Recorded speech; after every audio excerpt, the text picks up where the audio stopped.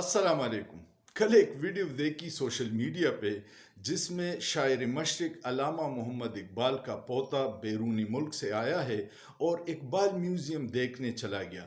وہاں پہ وہ جو چیزیں دیکھتا تھا ساتھ میں یہ بھی کہتا تھا کہ اوریجنل چیزیں یہاں سے غائب ہے اور یہ اس کی کاپیاں رکھی ہوئی ہیں۔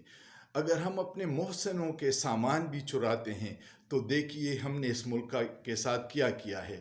اور اگر آج شاعر مشرق علامہ محمد اقبال اس وقت پاکستان میں آ جائیں تو حیران اور پریشان ہوں گے کہ میں نے ایسے پاکستان کا تو کم از کم خواب نہیں دیکھا تھا۔ اور اگر ساتھ میں بابا قوم قائد اعظم محمد علی جناح بھی آئے اور پاکستان کا یہ حال دیکھ لے اور جو فرسودہ نظام عوام پہ مسلط ہے وہ شاید بابا یہ کہے کہ ایسے پاکستان کے لیے تو میں نے انگریزوں سے آزادی کی جدوجہد نہیں کی تھی جس میں عوام دوبارہ غلام ہو جائیں۔